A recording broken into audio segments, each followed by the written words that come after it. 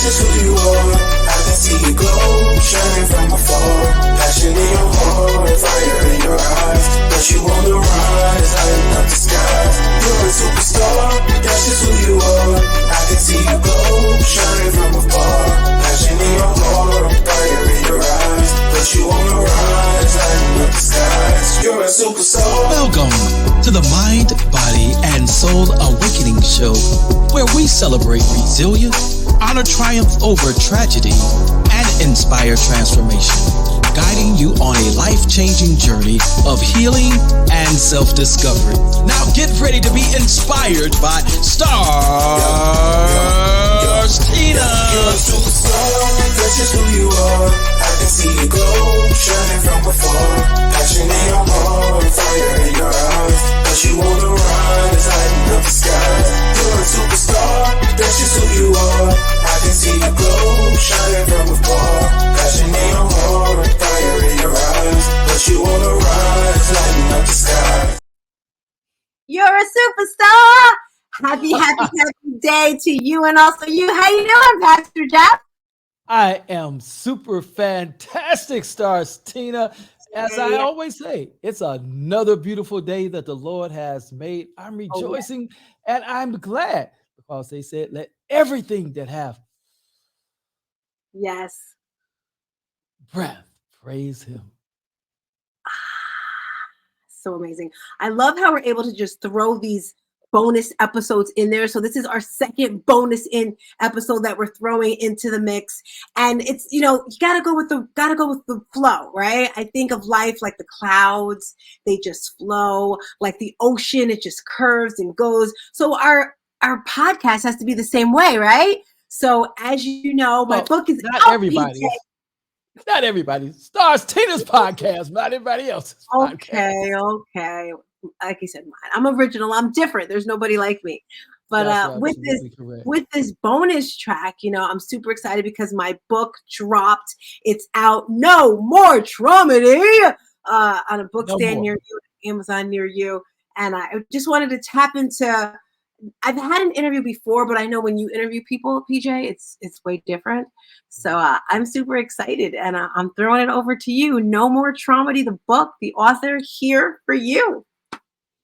No More Traumedy by Stars Tina. Miss Tina Wilson. If you haven't heard an interview with PJ, I get down to the nitty gritty. And so, Stars, what we're going to say up front, if it gets too much, then you can throw the white flag in. Do I have a word, like a practical word, like unicorn or something to tell you, like, change the subject? Unicorn, we'll go with you. See, we're supposed to did that before the interview, but now we know. So everybody knows the word. When you say unicorn, that means that we've gone too deep. Let's start out, Tina. First of all, take us on the path to getting to this book and it being released, No More Traumedy. Just kind of give us the fast version of it. Yes, the fast version of the path of this book.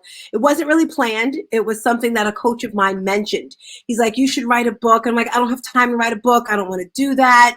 And I thought about all the things that I've gone over in my life that's happened to me because so many people said, you're so motivated. You're so excited. You always have a great attitude.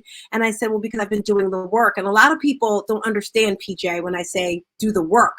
So I decided to create a book that would teach people, support people, empower all people, men, women, children, how to overcome a traumedy. And a traumedy is when the energies of a trauma and a tragedy collide. The energies of a trauma and a tragedy collide. Okay. Yes. When that happens, life-changing experiences occur. For me, I believe that my DNA changed. I'm not the same person I was February 26th, 2016 at 9 p.m. I'm totally different now. The way I think, the way I feel, the way I operate. And I'm still learning, Tina, I'm a new person. And I wanted to give people an idea of how to get through life so they're not surviving. For many years, I was just going through the motions, just one thing after the next, not really thinking, not really feeling. I know a lot of people that go through life like that. So I wanted to teach people, give them a toolkit to thrive, because God wants us all to thrive, right? So that is the quickest blueprint to the book. Okay. Now on your social media, your IG, your Facebook, your Twitter, LinkedIn, I've noticed that you identify as a Scorpio.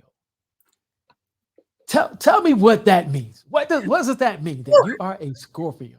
Scorpio. Well, think of a scorpion. All right. Is it the scorpion in the lily pad? Is that the little fable? That story? Have you ever heard of it? No, not a scorpion on a lily pad. I've always known the scorpion for its sting. Yes. So I think it's the Scorpio and the frog. The scorpion and Okay, that story. Have you heard it before? I've not. Oh my gosh. Okay. So there's a frog and they're on it's a lake. And the frog wants to I'm sorry, the scorpion's there and there's a frog and the scorpion asks the frog, he says, "Hey, can you take me to the other side of the lake?" And the frog says, "No, if I do that, you're going to sting me and I'm going to die." And the scorpion says, "Why would I do that?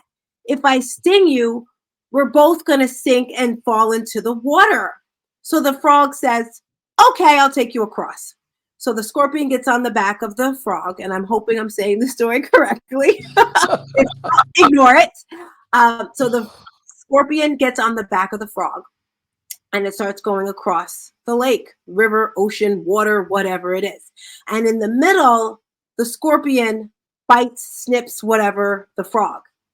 And the frog says, "Why would you do that? Now we're both going to die."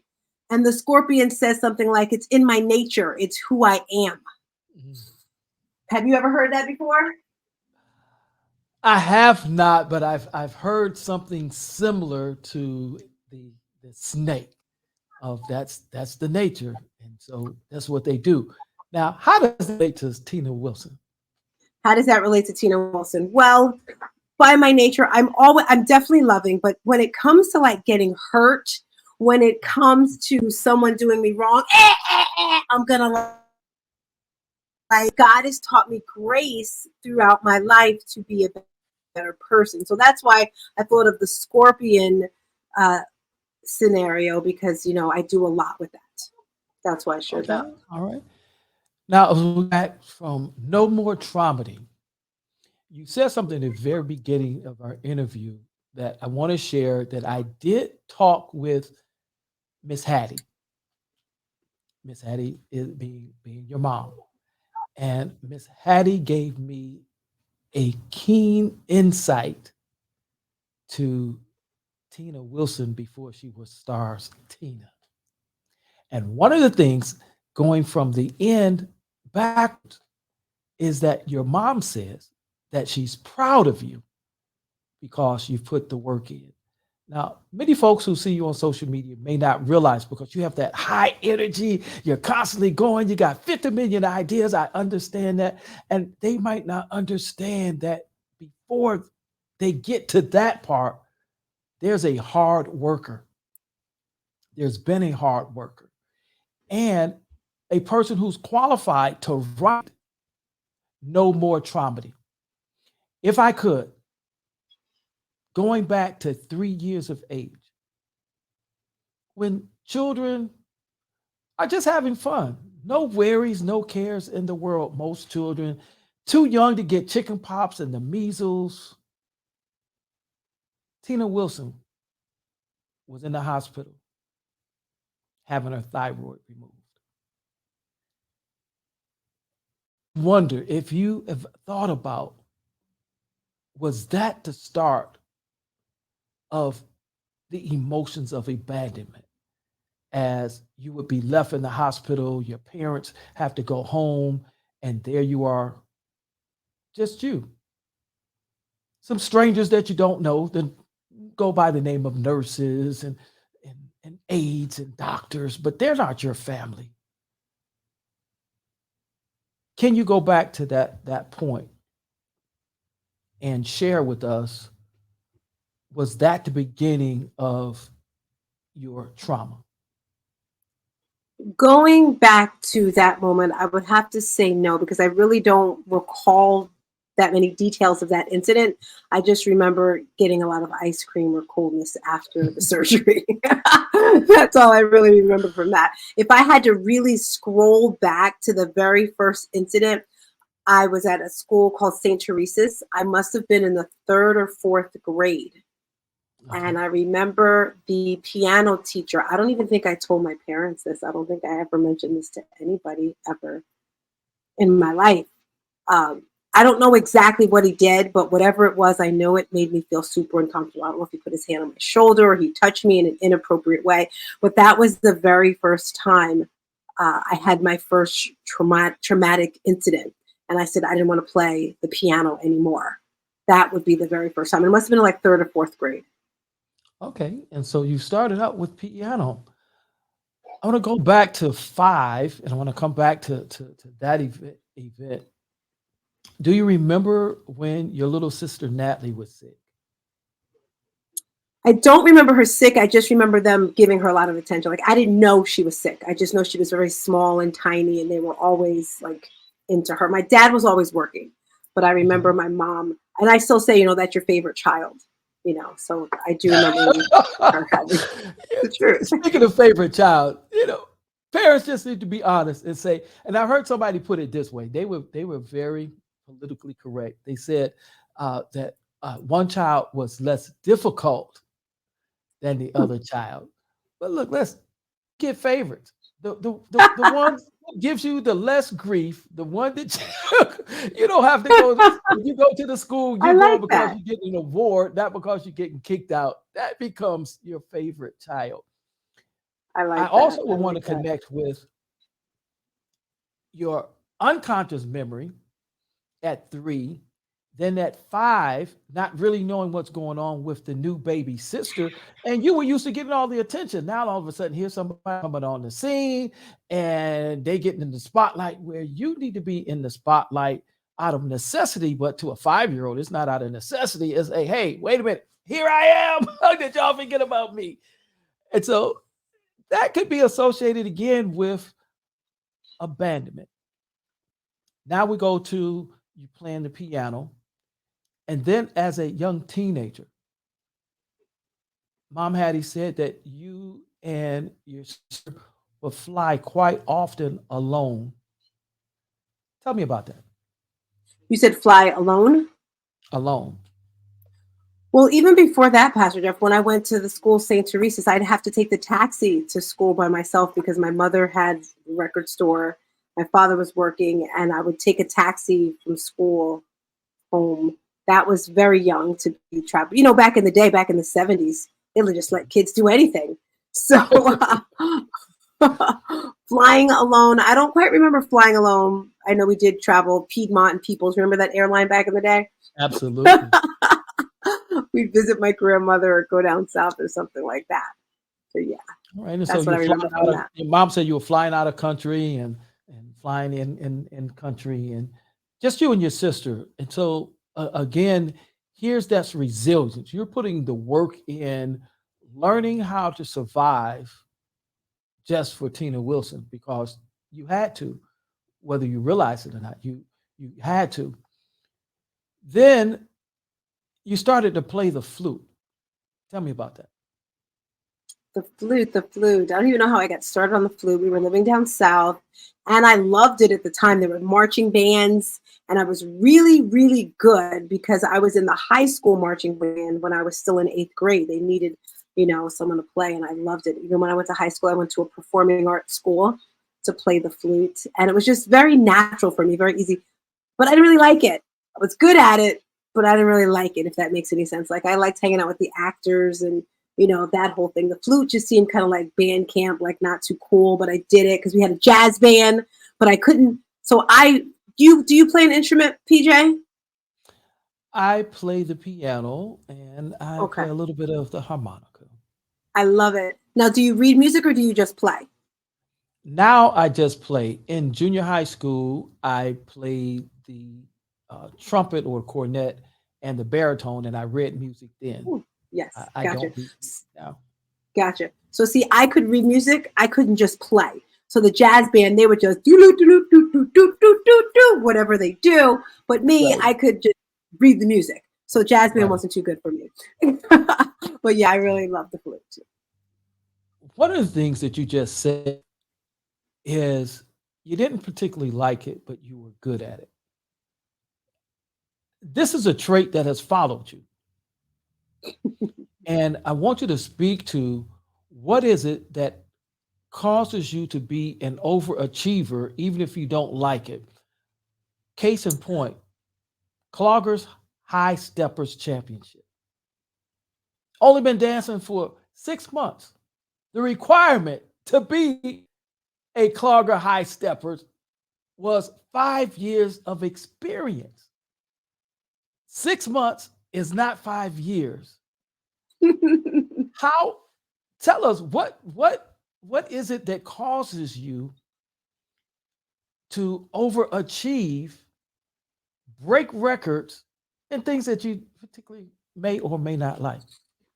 So for me, I think it doesn't seem like it's overachieving. It seems like it's just about getting there. So for me, I always want to be the best. I always want to be number one. I like to challenge myself. I love doing things that people are afraid to do, can't do, say I can't do. If you say I can't do something, I'm going to do it even better. It's always been in my soul. It like motivates me when things are going not so good. Like the average person, oh, this sucks, that sucks. I get motivated. I'm like, yes, give me more bad stuff. Give me more bad stuff so that I can pop it into something positive. And that's why I think God has gifted me with all these traumedies in my life so that I can push through. And he started, like you said, when I was younger, when I didn't even realize it, just slowly putting that layer of skin like a rhino. Rhinoceroses, they have thick skin, more thick skin, more thick skin. So then when I got to the height of it, which was my son, I was able to conquer and push through that so that I could teach others. So it's just always been in my veins, in my blood. It excites me. It's like, I can't even, je ne sais quoi. I can't even explain it, but it just excites me. And that's why you're going to be able to build this toolbox. And I'm going to project to the future. No More Traumedy is absolutely going to provide tools for those men and women who may find themselves in a traumedy, a crossroads of a trauma and a tragedy. I believe that the most impactful toolbox has yet to be written, because No More Traumedies is Tina Wilson reconciling with God, looking down in his garden and seeing this beautiful flower. Tina thought it was a beautiful flower too. And God says, I want my flower. And Tina said, you ain't got no right. So I believe it's definitely, it's going to prepare people, but I believe that the full story of Tina Wilson and the work that she's put in is going to be liberating and freeing and absolutely a number one seller. Now, you play the flute, good at it, don't really like it, you move on, you do something in 6 months that takes other people 5 years. I mean, just the process of 5 years of experience being required, and somehow there you are on the team, and it's a championship team. Then as a teenager, I can only imagine. My dad left us when I was a teenager, just starting in 9th grade. But my relationship, even though he's my hero, I don't think there's a better relationship than a father and a daughter. And dad and mom break up, and that attention giver, that hero, is no longer there. Talk about that. Well, it happened very quickly. I remember we were living in South Carolina, and I must have been in 9th grade. Because like I said, I came to New Jersey, and it was the middle of the year, and it was just, everything was so quick, so fast. And my father, he came up, as soon as it happened, or not as soon, but right after, he came up. So he was always there. So it always felt like he was always with me every day. He would come visit me. We lived at my grandmother's house, and my father he smoked cigarettes. He smoked Cools, and he legit would smoke one cigarette, light the other cigarette as he was still smoking the other one. So he was always smoking. I can't tell you how many times he burnt me with the cigarette because he was always hugging me, but he had the cigarette in his hand. So it was like, "Ah, Daddy, you burnt me again." And you could hear him coming from miles away, it would seem like, because he'd do this thing. He'd go, and you'd hear the spit because he always had like this phlegm in his throat. So I remember like, my daddy's coming, my daddy's coming. I get like so excited. So I had the best. The relationship with my dad was similar to the relationship I had with my son. We were always kidding and joking around. And, I remember one Valentine's Day, he got me a present. And I was like, "You're my dad. You're not supposed to get me something. What is that about?" I didn't understand it. He's like, "I love you, baby girl," because he'd always call me baby girl. And I was like, "Oh, okay," because I thought I was supposed to be like boyfriend, girlfriend. So I thought that was so funny. So you share something there is in the way that you process. As I've listened to Miss Hattie and as we talk, I'm looking at the similarities in our lives and the way that you process that. Tell us a little bit about that, because here it is. What you said is, Valentine's Day is supposed to be about boyfriend and girlfriend. And literally dad was showing you what boyfriend, the future husband, should be doing because he patterned it, he modeled it. But in the way that you were thinking, like, "Ew, what are you doing?" So talk to us about that a little bit. Oh my gosh, PJ, my father trained me to be a wife. He said, he's like, "Tina, I'm going to teach you how to iron a shirt." Why do I need to know how to iron a shirt? He literally stood there and taught, "You're going to have to iron your husband's shirt," like all these little things. And he was the one who actually got me started with acting and modeling. He actually took me to Barbizon. I remember, they were teaching me how to model. And then he took me to New York to my very first commercial acting class. And then there was a movie back in the day called Superfly. He would take me all these places, Lean on Me. He'd be, I don't know where he'd be, because I was 16, maybe 15. Yeah, I had to be pretty young.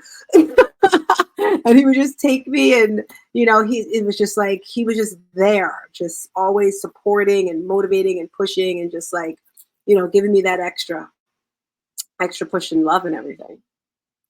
As you think about that, I want to go to a point. I want you to keep those emotions.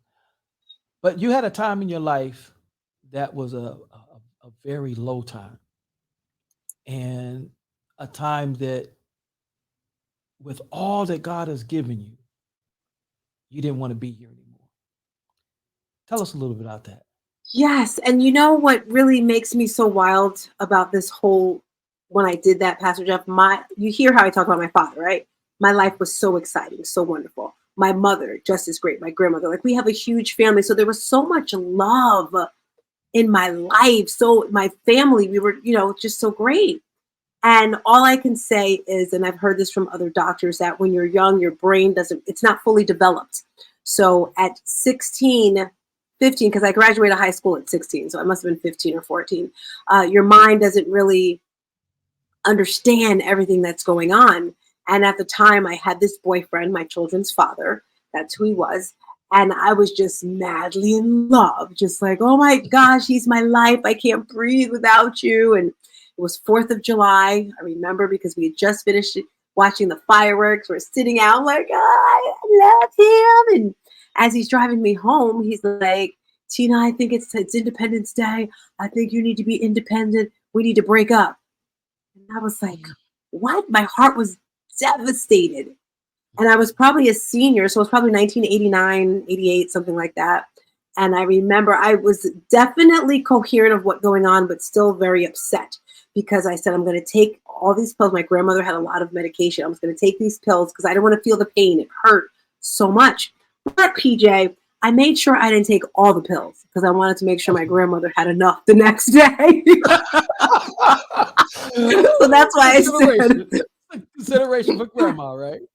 Yeah, she's got to have her high blood pressure medication. I don't want to take too much. And sometimes in life, like you were talking about the people that want the sympathy, like, oh, my life sucks, all this. I just wanted the sympathy. I just wanted his attention. And I actually did it twice, Pastor Jeff. Like, oh my gosh. It's just like, and I had so much love in my family. Again, I just think that was probably just a test from God so that now as an adult, when I talk with young women or young men, I can explain, it's just a phase in your life. It's going to go. It hurts. It feels like, I thought that was a horrible feeling that, that loss of a boyfriend, but it's a different type of thing. They say it's like the endorphins, love, like when you're running that runner's high, it hurts so much. So even though life was great, I still, had that horrible Do feeling you at the think same that the time. level of that pain at that point and it being that real some way prepared you for what you had to go through with your mom? Dude, it prepared me for my dad because, when my father passed away, I ended up in a mental hospital for 8 weeks. They had me on all sorts of medication. They're like, you're going to be on medication for the rest of your life. You're going to be in this hospital for the rest of your life. It was horrible. So it was like one horrible thing to a more horrible thing. And when I was in this hospital, I was just like, okay, God, just get me out of here. Help me just get out of here. That's all I kept thinking of. And I was doing anything they said. They said, you have to take these drugs. Okay, I'll take these drugs. You got to do this. Okay, I'll do anything they told me to do just as long as I could get out. And then when I got out, I was just like, all right, I'm not taking these pills anymore. So I stopped that. And I remember we were at dinner with my mother and her husband at the time.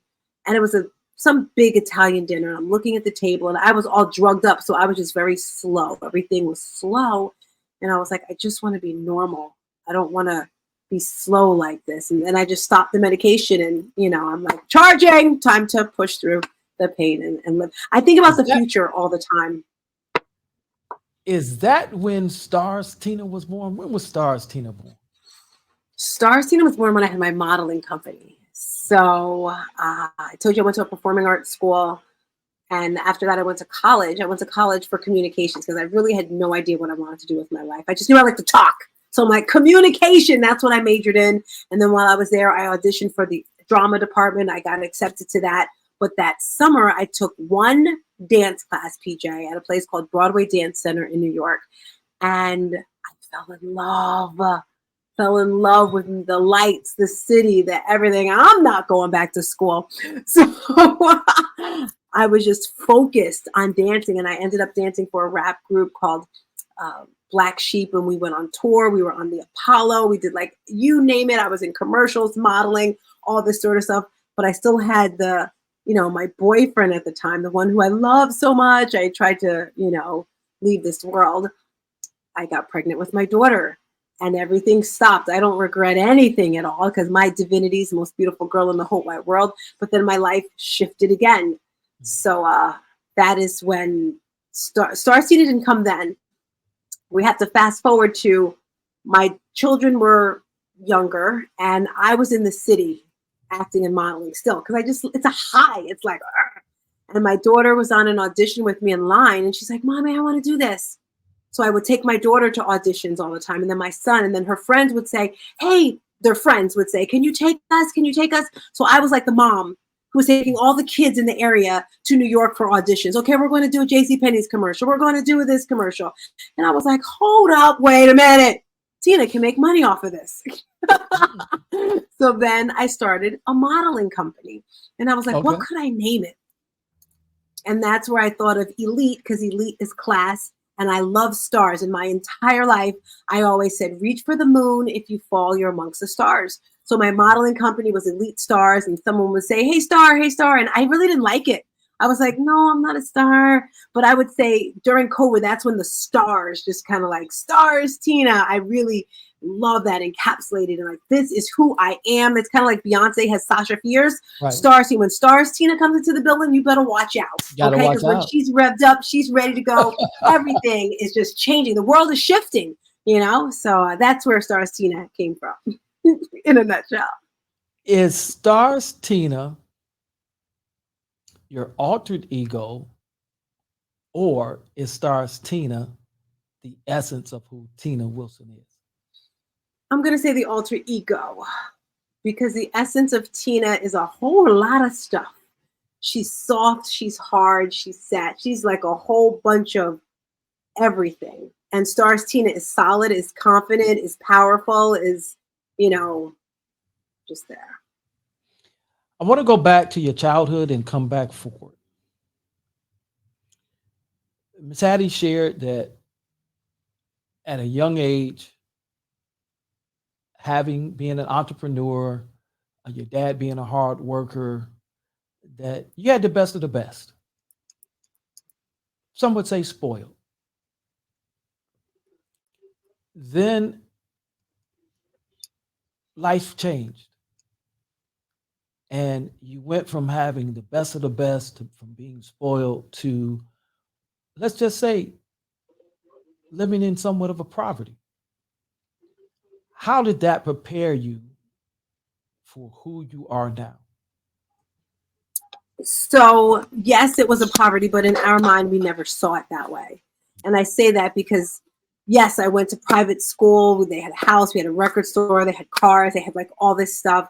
And the next thing I know, I'm just like, what happened? At one point, we were even in a homeless shelter when we lived in South Carolina, but then they got a house. I don't really know because I was a child.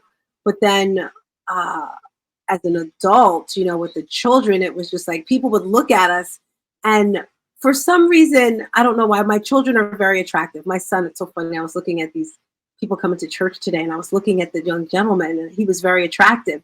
And I remember saying to my son, you could put a paper bag. He's like, how do I look, Ma? You know, when it's closed. I'm like, you can put a paper bag on, you're going to look great. Like, my children are very attractive.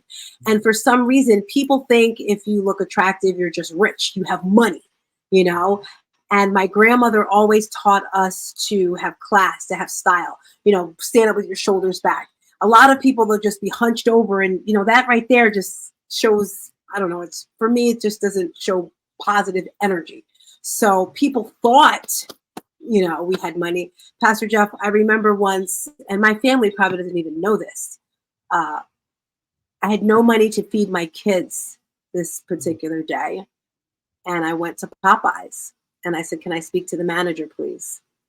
And the manager took me on the side, and I said, could I please have some food for me and my kids? We don't have any food, and I don't have any money, and they're hungry. And he gave me a box of chicken and some stuff to give them. And it's just, you know, the mindset of just like, I have to do whatever it takes. That's why I've always been a hustler. That's why I've always been pushing, you know, and I've never thought about money. I still don't think about money because it comes, it goes, you know, God's going to give me what I need when I need it. It's just an abundance.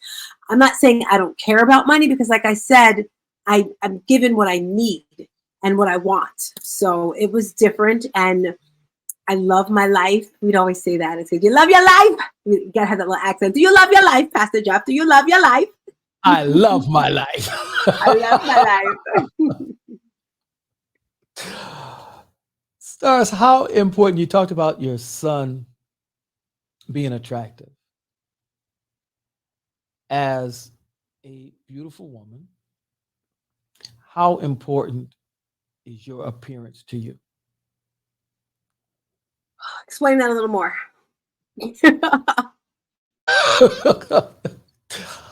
I think most women have a certain level of vanity. I like to say that I've never met a woman, no matter what she looked like, that didn't think that she was pretty. Okay, so I have the answer. So for me, I would say I'm easy on someone said this to me once. You're easy on the eyes, and when you put some makeup on, you're kind of pretty. So I think I'm easy on, it doesn't hurt to look at me, you know? And it doesn't hurt to look at you, all right? It doesn't hurt to look. It's not gonna hurt your eyes too much. I'm glad, because I have to look at you through all these episodes. Yes. So I think I may have certain features, you know, that other people may say are more attractive than others, but I just believe it's on the inside. You know, your inside shines through. I think like my dimples might be different, my cheekbones, my complexion, you know, it depends on what someone likes, you know. So for some, they may be nice, for others, not. So I'm going to get messy. I'm going to go back to childhood and childhood rivalry. You know, PJ has no bars. Look, tell me, when you tried to cut Natalie's hair, what was that all about? I don't even remember that. But my See, sister, that's- you see the way my hair is set up, Pastor PJ. yeah. I get my hair from my father's side of the family. Let's just say. All right, it's very thick. Now my hair is like, I love my hair right now. It took me 40 something years to actually embrace my hair. But my sister always had this like very wavy, curly, just like she didn't have to do anything to her hair. So I don't remember cutting her hair, but I know I always had hair issues. Black girl hair. I'd say it all the time. Black girl hair issues. Okay. Tell those that are listening, how did you get past that? How did I get past that? By surrounding myself. There's this woman named Maisha. I don't know her last name. I used to do a show with her. And she said something to me one day that made it snap for me. I'm into fitness. And before I used to do the wigs, the weaves, the braids, all that good stuff. And when I would work out, I'd have one wig for when I work out. That wig would come off, and then I put another wig on when I'd go about my day. And then, like some Black women don't like to work out because they don't want to sweat. They don't want to sweat out their hair. And she said something while we were talking, and she says, well, if certain women wore their natural hair, they wouldn't have to worry about it getting messed up.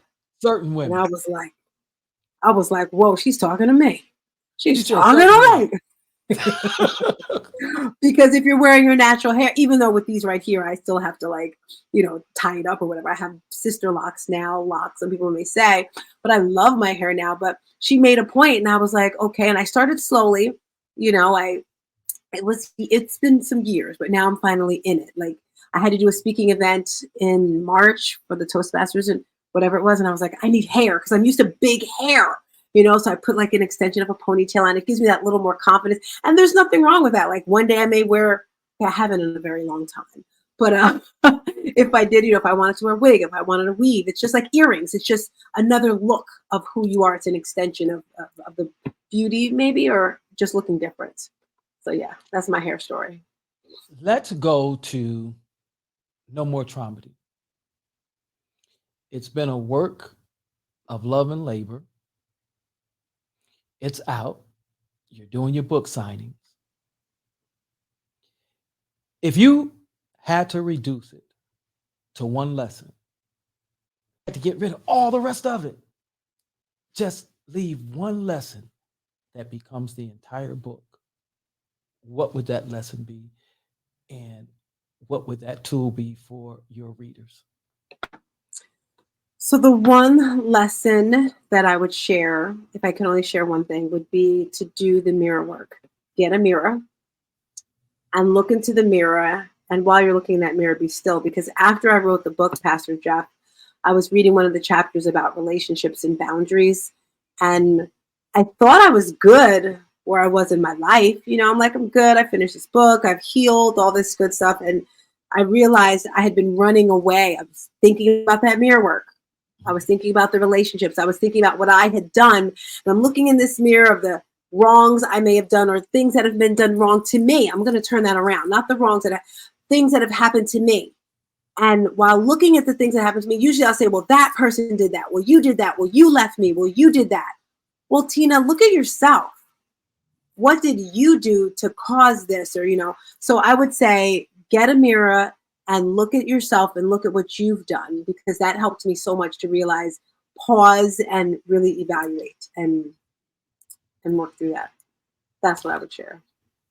Well, thank you. I do have a mirror story, and I have to let me hear it. I'd rather give it to you now that you talked about mirror work. Stars Tina Wilson, if nobody told you today, PJ wants to be the first. You have an absolutely beautiful smile. Look at that smile. Oh, look, if you don't believe me, find yourself a mirror. Smile at yourself in the mirror. I guarantee you, yourself is going to smile back. Take that as your creator saying you were wonderfully and fearfully made, and you have to celebrate each and every day. Now go out this week, share that smile with everybody you come in contact with, not because PJ said so, but because smiles are contagious and frowns are frightening. Look, Halloween is over with. and you might get somebody with PTSD like PJ, and that won't be fun.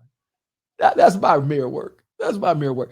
As we bring this to a close, I have enjoyed you being vulnerable and transparent and sharing your story as your mom did. She's proud of you. I'm proud of you. You've put the work in. Tell us what's next.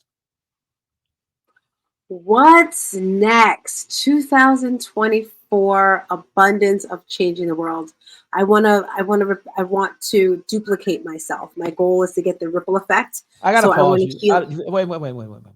Yeah, you're not gonna get away with. I wish that we're not. You have accomplished too much to use those type of words. I want. What's next, stars Tina? Look, I was What's talking to next? Tina. I was talking to Tina Wilson. Excuse me, Tina Wilson. Can you step aside and let stars Tina come to the mic? Stars Tina. PJ wants to know what's up next for you. Yeah, Stars here. Stars Tina's here to tell you that next year, my next book, which is going to be No More Traumedy, the anthology, which is going to be a book filled with stories from various different women, how they got through their traumas. That's one thing. And then speaking events, PJ, I will be speaking internationally. Every month, I will be somewhere else speaking, sharing my story so that other people can go to the mountaintop and get out of that valley. Those are the two major things that are happening next year for me. All right, we're going to close on this one. I want you to think back hard and think about the hugest mistake that you made in life and tell us how you pivoted to get to where you are today. I don't think I've made any mistakes. I can't claim that because everything that I've done, if it was a mistake, I'm going to make it work. So I honestly tell us what you had to tell us the the biggest thing that you had to make work start. biggest thing I had to make work. The biggest thing, the biggest mistake. I can't claim anything as a mistake because they're all great. Like I could say my marriage was a mistake, but that was great because it healed me. I could say that quitting a job was a mistake, but it made me stronger to own my own business. A mistake, something not so good. There's a lot of not so goods, dude.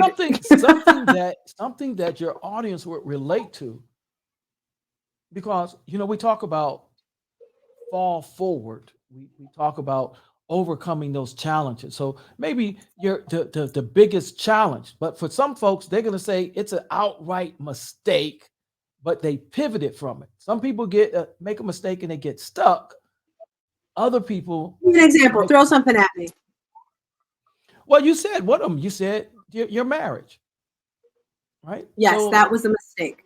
That was a huge mistake.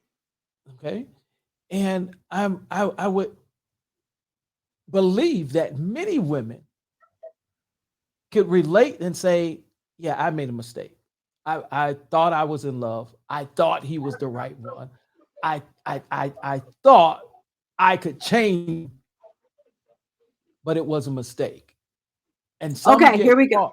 All right, here we go. See, okay. I did because I didn't want to claim it as a mistake because that sounds bad. And so I met my husband 2 weeks before my son was murdered. So 2 weeks in, I'm at his house when I get a phone call, something happened to your son. And I found out that tragedy news, that my son was murdered. And I said to him, you don't have to stay with me because my son was murdered. But that whole year, he was there, he took care of me, and I was very, I don't know what he took care of me. So within that year, we got married that following year.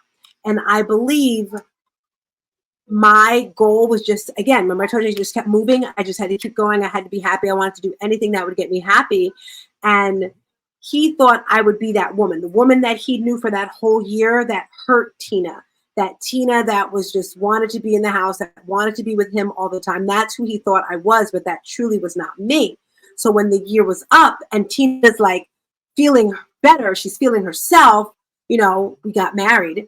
And I could tell, we both could tell, I think, that something was happening. Literally 2 weeks before the wedding, I remember saying, okay, this isn't right. But I went through it anyway. One reason, because I was so grateful that he was there for me, that he took care of me. You know, when my son was gone, I was like, I have to repay this man. And he thinking, well, she's going to change. So with that mistake, you know, he helped, we stayed together for 3 years. And then COVID came. And I always said, anyone who's in a relationship during COVID, it's either going to make you stronger or it's going to separate you. And during COVID, it separated us.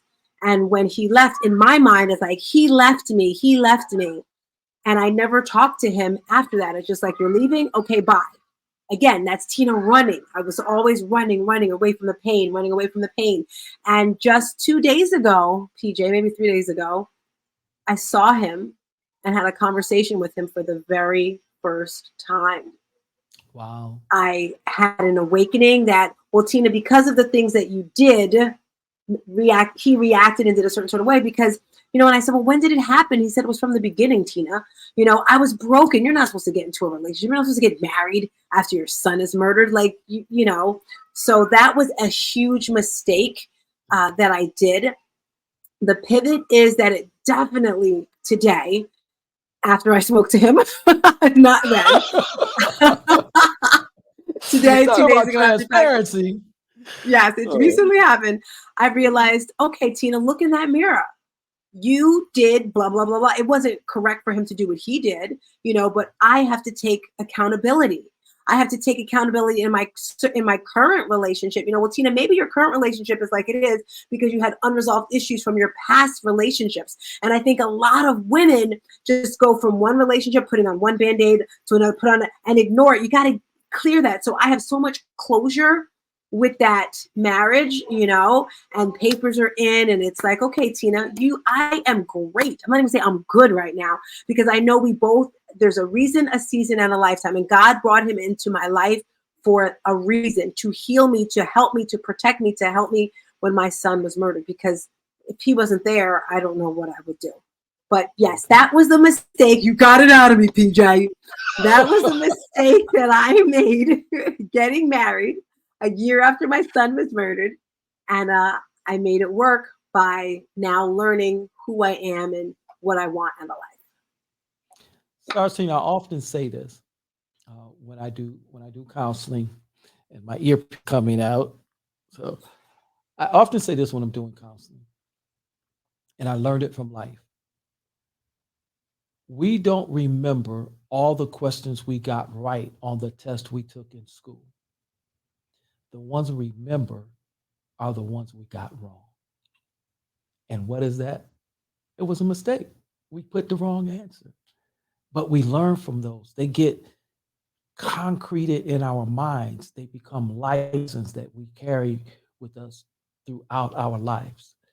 And so it's the ability to be able to pivot from that life lesson so that it becomes a benefit where it would have been a setback, it becomes a setup for success continually over and over again. The mistake is made once, but the success from the lesson learned continues on in a loop. Tina, coming to the end of this season, what can our viewers expect next season? And you always have to improve on what you've already done. So I don't know how much improvement we're going to do.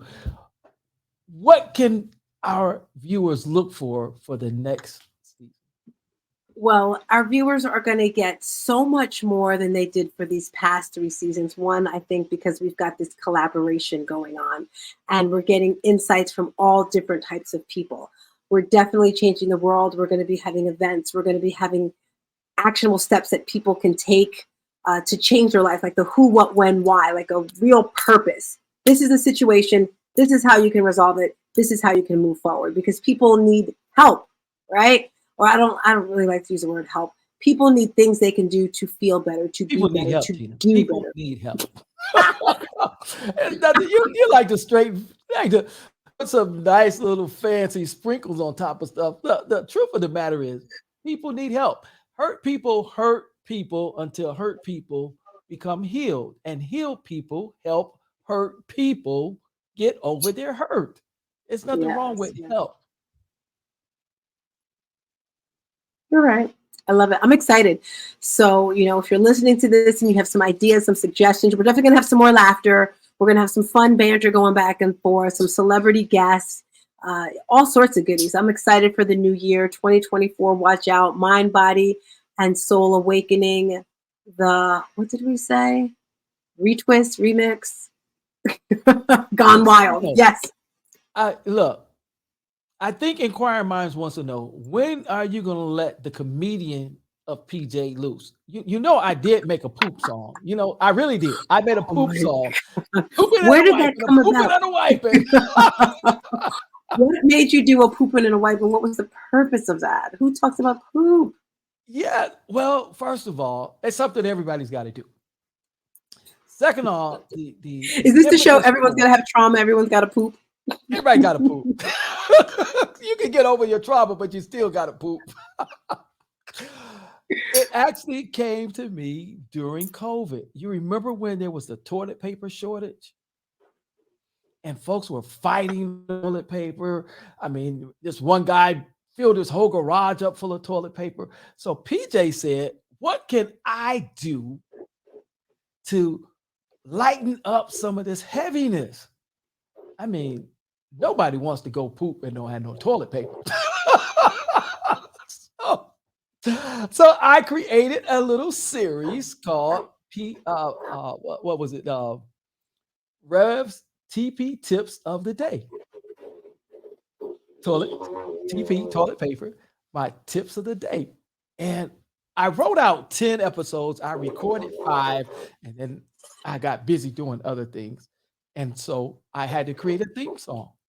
So my creative brain, I sat down, I wrote it out, I came up with a tune, and then I had my musician play the tune that I came up with, and there was born a pooping and a wiping.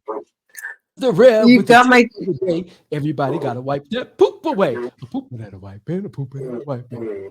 You put it in the bowl and you flush it down. All that poop go around and around. You're making my cheeks hurt. I'm laughing so much. The comedian will be here next season. I love it. I love it. You gotta let the comedian out every now and then, every now and then. I love it. I love it. I love it. So if you're listening, make sure you're here next week. It's going to be our final episode where we have our panel discussion. It's going to be so great. Are you excited about that, PJ? I'm What can excited we? about it What because can we? I believe a lot of people may have a change of heart when it comes to receiving the wisdom of those who have been married more than twice or more than once. A lot of people I've heard will say, how can that person give me advice if they've had 3 marriages? Well, the flip side of that is they've had 3 opportunities to learn lessons that the person who's only married once has not learned. And therefore, they actually have more to offer. And the second thing, Stars, is, and we'll talk about it when we get into the interviews in the panel, a lot of people look with tunnel vision when it comes to marriage. And they hear divorce, they look at one of the other, the man or the woman. Divorce is the result of 2 people. And because it's the result of 2 people, you can't really put all the blame on one person because there's 2 people. In that, some people learn who they are, but they didn't know going in. Some people think they can change the other person and find out that they can't. And that's not the other person's fault. That other person is who they were when they married you, and they were who they are when they divorce you.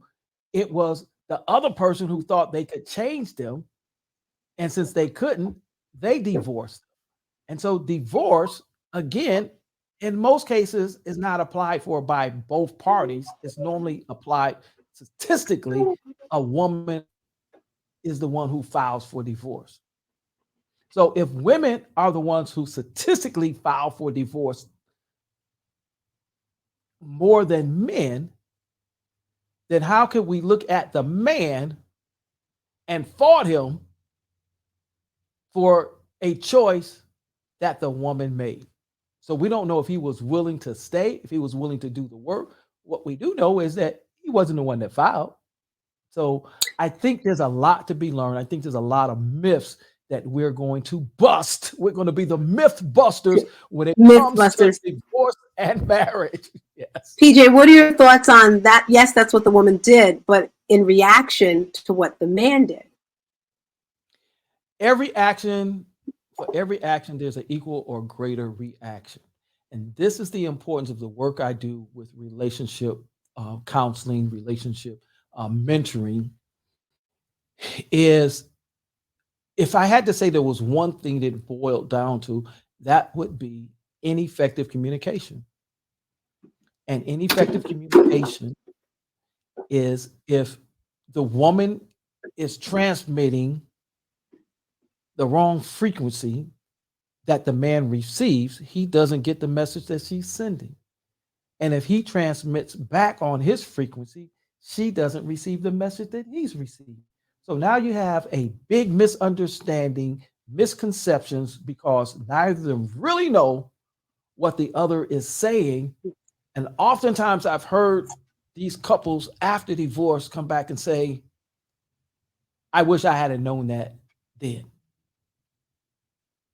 Because our reality becomes our perception. And I often say this, if you're around a group of women and you're talking, you don't have to say much. The ladies be like, yep, I got you, sis. I know what you're talking about, stars. But the men, y'all will be like, why they so clueless? Just because we talk two different languages. The men will be like, I don't know what she's talking about. But the men would be, bro, fist bump. I'm right there with you, bro. I got you.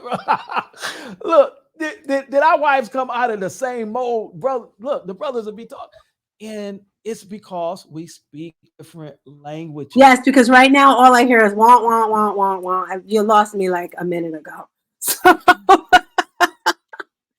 So I have to learn to So I speak did. your language, which, you know, you and I, if we have enough time to talk, I'll eventually I'm going to listen to you enough that I'm going to get your language to be able to get across what I want to transmit. And then you give me that, okay. I got it.